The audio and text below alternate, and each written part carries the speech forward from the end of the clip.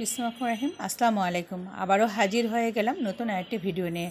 আজকে আমি আপনাদেরকে পাতা মেহেন্দির মধ্যে লং দিয়ে আমরা কিভাবে বাজারে কেনা রেডিমেড মেহেন্দির মতো গাঢ় টুকটুকে কালার করতে পারি সেই জিনিসটাই আজকে আমি আপনাদেরকে দেখিয়ে দেব।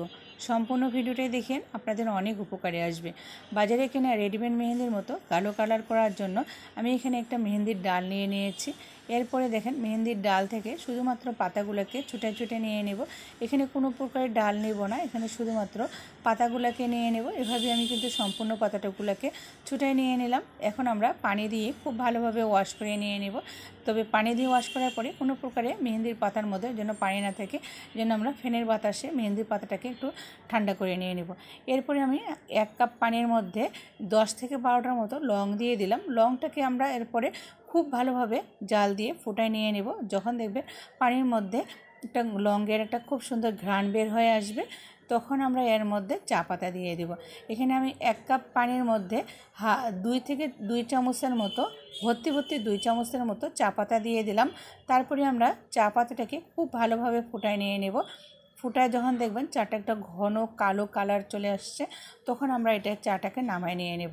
চাটাকে নামায় নিয়ে নিলাম। এখন আমরা কোনো প্রকার চা পাতা নেব না, শুধু যে চায়ের পানিটা যে এই চায়ের পানিটাকে নিয়ে নেব। চায়ের পানিটাকে নিয়ে নিলাম। দেখেন চায়ের পানিটা দেখেন অনেকটা কালো, কুচকুচে কালো হয়ে গেছে।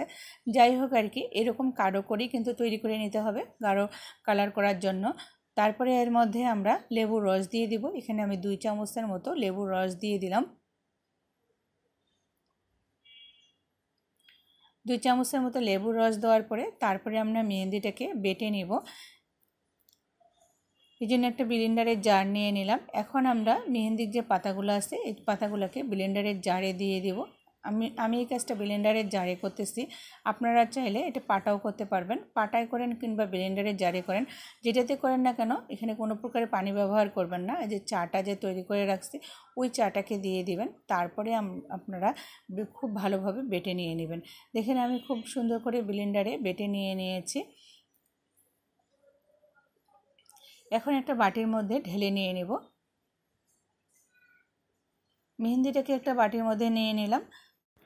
এরপরে আমি আপনাদেরকে মেহেন্দিটাকে হাতের তালুর মধ্যে দিয়ে দেখাচ্ছি এটা কত দ্রুত কালার আসে, কত দ্রুত কত সুন্দর কালার আসে।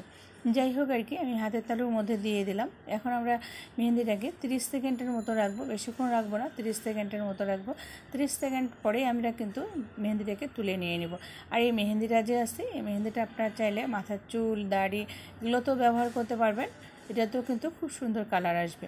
যাই হোক আর কি, আমি 30 সেকেন্ড পরে মেহেন্দিটাকে তুলে নিয়ে নিলাম। দেখেন 30 সেকেন্ডের মধ্যে আমার কিন্তু মেহেন্দিটা কত সুন্দর কালার চলে আসছে। আর মেহেন্দিটা দেখেও কিন্তু বুঝতে পারতেছেন যে মেহেন্দিটা একদমই কাঁচা আছে। এখন আমরা এই মেহেন্দিটাকে হাতটাকে আমরা পানি দিয়ে ওয়াশ করে নেব না, আমরা হাতের মধ্যে একটুখানি খুবই সামান্য একটু তেল দিয়ে দেব। তেল দিয়ে আমরা কিছুক্ষণ রাখবো, কিছুক্ষণ রাখার পরে আমরা পানি দিয়ে ধুয়ে নেব। এইভাবে আমরা যদি তারপরে তেল দেওয়ার পরে পানি দিয়ে ধুয়ে নিই, দেখা যায় কালারটা কিন্তু আর একটু গাঢ় হয়ে যায়।